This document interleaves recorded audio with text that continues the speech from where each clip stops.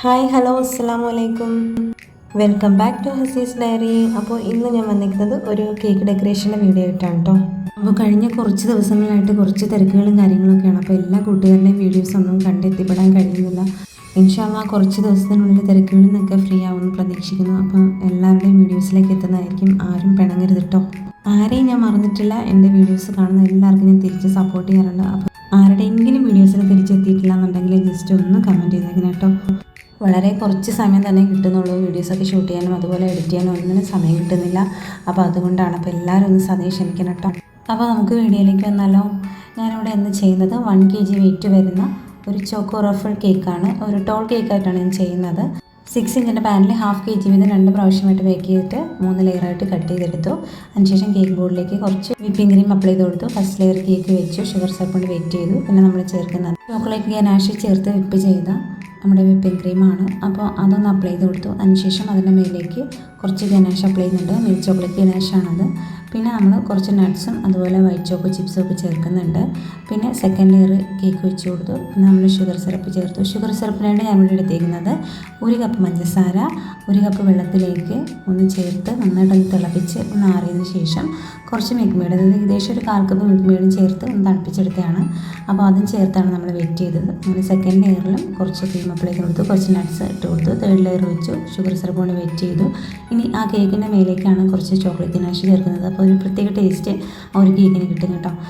അങ്ങനെ വീണ്ടും തേർഡ് ലെയറിലേക്ക് നമ്മൾ വീണ്ടും ക്രീം അപ്ലൈ ചെയ്ത് കൊടുത്തു. കുറച്ച് നട്ട്സ് അതുപോലെ വൈറ്റ് ചോക്കോ ചിപ്സ് എന്നിവയൊക്കെ ഇട്ട് കൊടുത്ത് അതിനുശേഷം ഫോർത്ത് ലെയർ വെച്ചു. വെയിറ്റ് ചെയ്തു. അങ്ങനെ ഈ പ്രോസസ്സ് കണ്ടിന്യൂ ചെയ്ത് പോവുകയാണ്. പിന്നെ നമ്മൾ ഈ കേക്കിലേക്ക് നട്ട്സും അതുപോലെ ചോക്കോ ചിപ്സൊക്കെ വെക്കുന്നത് കസ്റ്റമറുടെ ചോയ്സ് പ്രകാരമായിരിക്കും. നമ്മൾ ചോദിച്ചിട്ട് വെക്കാറുണ്ട്. കാരണം ചില കസ്റ്റമേഴ്സിന് ഫില്ലിങ്സ് വരുന്ന കേക്ക് അധികം ഇഷ്ടമല്ല. അതായത് നട്ട്സൊക്കെ ഫില്ലിങ്സ് വരുന്നത് ഇഷ്ടമല്ലാത്തവരുണ്ട്. അതുപോലെ അലർജിയൊക്കെ ഉള്ളവരുണ്ട്. അപ്പോൾ നമ്മൾ ചോദിച്ചിട്ടേ ചെയ്യാറുള്ളൂ.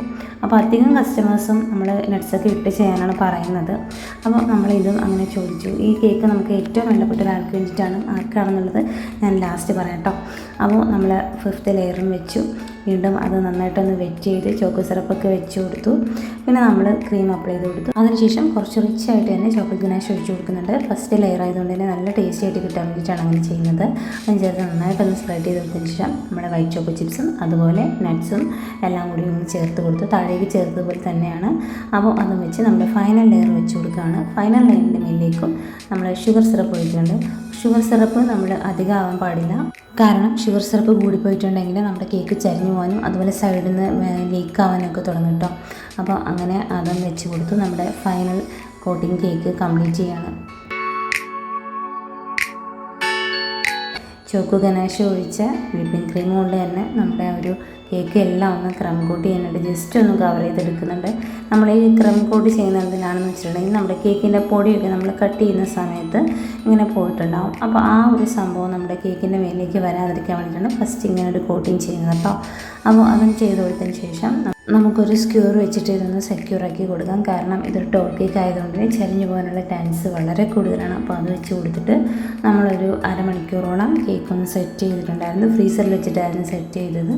അപ്പോൾ ആ സെറ്റിങ് കഴിഞ്ഞ ശേഷം നമ്മൾ ഫൈനൽ കോട്ടിങ് ചെയ്യുവാണ്. ഫൈനൽ കോട്ടിങ് വളരെ ലൈറ്റായിട്ട് ഞാൻ ചെയ്യുന്നുള്ളൂ. കാരണം നമുക്ക് പുറമേ ഇതിലേക്ക് കളർ ചേർത്ത് വേറെ വിപ്പിംഗ് ക്രീം ആഡ് ചെയ്യാനുണ്ട്. അപ്പോൾ വളരെ ലൈറ്റായിട്ട് നമ്മൾ വിപ്പിംഗ് ക്രീം ആഡ് ചെയ്യുന്നുള്ളൂ.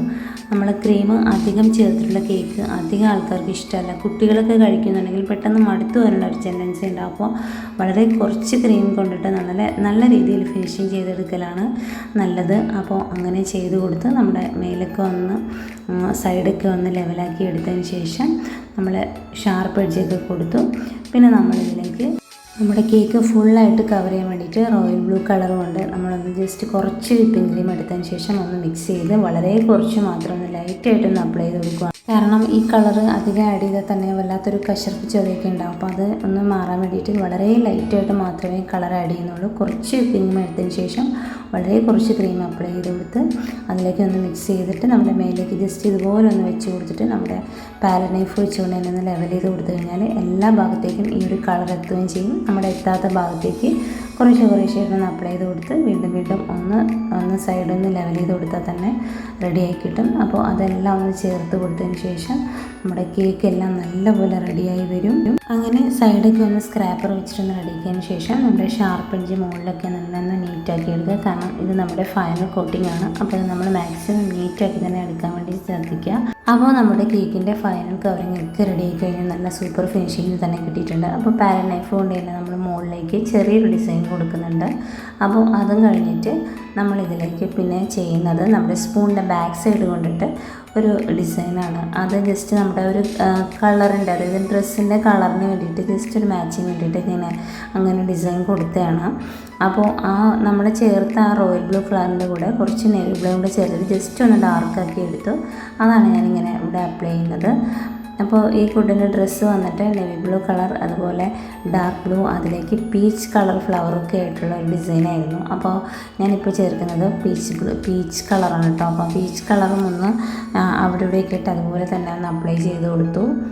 ശരിക്കും ഇപ്പോൾ ഉള്ള കേക്കിൻ്റെ ഒരു ട്രെൻഡാണ് ഡ്രസ്സിനനുസരിച്ചുള്ള കേക്ക് ഡിസൈൻ ചെയ്യുക എന്നുള്ളത്. അപ്പോൾ ശരിക്കും ഇത് ഭയങ്കര രസമുള്ളൊരു കാര്യമാണ്. നമുക്ക് ഭയങ്കര ഇൻട്രസ്റ്റിങ്ങുമാണ് അങ്ങനെ ഒരു ടാസ്ക് ഏറ്റെടുക്കാൻ തന്നെ. അപ്പോൾ ഭയങ്കര സന്തോഷമായി ഇങ്ങനൊരു കാര്യം കിട്ടിയപ്പോൾ തന്നെ. അപ്പോൾ അതും നമ്മളൊന്ന് ലെവൽ ചെയ്ത് കൊടുത്ത് അവിടെ ഇവിടെയൊക്കെ ഒന്ന് നന്നായിട്ടൊന്ന് പിടിപ്പിച്ച് ഒന്ന് ഫിനിഷാക്കി എടുക്കുന്നുണ്ട്. അതിനുശേഷം അതേ കളറ് പീച്ച് കളർ കൊണ്ട് തന്നെ കേക്കിൻ്റെ മുകൾ ഭാഗത്ത് ചെറുതായിട്ട് ആ സ്പൂൺ കൊണ്ട് തന്നെ ചെറുതായിട്ടൊരു ലൈറ്റായിട്ട് ഒരു ഫ്ലവറിൻ്റെ ഡിസൈൻ കൊടുക്കുന്നുണ്ട്. ജസ്റ്റ് ലൈറ്റായിട്ട് മാത്രം ഒരു ഷെയ്ഡ് വരാൻ വേണ്ടിയിട്ട് മാത്രമാണ് ചെയ്തത്. അത് പൊങ്ങി നിൽക്കാത്ത രീതിക്ക് ജസ്റ്റ് ഒന്ന് പ്രിൻ്റ് പോലെ ഇരിക്കുന്ന രീതിക്കാണ് ഞാൻ ഉദ്ദേശിച്ചത്. അപ്പോൾ ആ ഒരു രീതിക്ക് ഞാൻ കുഞ്ഞ് ഒരു 4 ഫ്ലവേഴ്സ് വരച്ച് കൊടുത്തിട്ടുള്ളൂ. ഓവറാക്കിയിട്ടില്ല, ജസ്റ്റ് സിമ്പിളായിട്ട് 4 ഫ്ലവേഴ്സ് വരച്ച് കൊടുത്തു. അതിനുശേഷം മേലേക്ക് ആ ഫ്ലവറിൻ്റെ സെൻറ്റർ പോർഷനിലായിട്ട് വലിയ sugar balls, silver colour sugar balls add ചെയ്ത് കൊടുത്തു. പിന്നെ കുറച്ച് ചെറിയ ഷുഗർ ബോൾസ് സിൽവർ കളറിൻ്റെ തന്നെ ഇങ്ങനെ മുകളിലേക്കും അതുപോലെ സൈഡിലേക്കും ഒക്കെ ഇങ്ങനെ ഒന്ന് സ്കാറ്റർ ചെയ്ത് അപ്ലൈ ചെയ്തെടുത്തിട്ടുണ്ട്. അങ്ങനെ ഏകദേശം നമ്മുടെ കേക്കിൻ്റെ വർക്ക് കംപ്ലീറ്റ് ആയിക്കൊണ്ടിരിക്കുകയാണ്. ഇനി നമ്മൾ ഒരു ഹാപ്പി ബർത്ത്ഡേ ഒരു ടോപ്പർ വെച്ച് കൊടുക്കുന്നുണ്ട്. അതിനുശേഷം ഫോണ്ടനിലേക്ക് കുട്ടിയുടെ പേര് റംസീന എന്നാണ്. ഞങ്ങളുടെ ഏറ്റവും അടുത്തൊരു റിലേറ്റീവാണ് റംസി മോള്. ഞങ്ങളുടെ വീഡിയോസിലൊക്കെ ഇടയ്ക്ക് വരാറുണ്ടുള്ളൂ. ഞങ്ങൾ ഈ ചാനൽ സ്റ്റാർട്ട് ചെയ്ത് ഇതുവരേക്കും എല്ലാ വീഡിയോസും ഷോർട്സും എല്ലാം കണ്ട് ഫുൾ എനിക്ക് നല്ല സപ്പോർട്ടീവായിട്ട് കിട്ടുന്ന ഒരാളാണ് റംസീന. ഫാമിലിയിൽ നിന്ന് വളരെ റെയർ ആയിട്ടുള്ളൊരു സപ്പോർട്ട് മാത്രമാണ്. അപ്പോൾ അതിൽ നിന്ന് റംസീന വളരെ സ്പെഷ്യലാണ്. അതുകൊണ്ടാണ് ഞാനിത് ലാസ്റ്റ് പറയാമെന്ന് പറഞ്ഞത്. അപ്പോൾ ഇതാണ് നമ്മുടെ കേക്കിൻ്റെ ഫൈനൽ ലുക്ക്.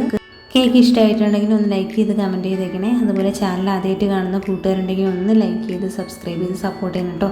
അതുപോലെ പഴയ കൂട്ടുകാർ വീഡിയോസ് ഫുള്ളായിട്ട് കണ്ടൊന്ന് കമൻറ്റ് ചെയ്ത് സപ്പോർട്ട് ചെയ്യുക. ഇൻഷാ അല്ലാഹ് എല്ലാവരിലേക്കും ഞാൻ എത്തുന്നതായിരിക്കും. കിട്ടുന്ന ടൈമിൽ ഞാൻ മാക്സിമം എല്ലാവരുടെ വീഡിയോസ് കാണാൻ ശ്രമിക്കാറുണ്ട്. അപ്പോൾ നമുക്ക് അടുത്തൊരു വീഡിയോ ആയിട്ട് കാണാം. അതുവരേക്കും ടേക്ക് കെയർ, ബൈ ബൈ, അസ്സലാമു അലൈക്കും.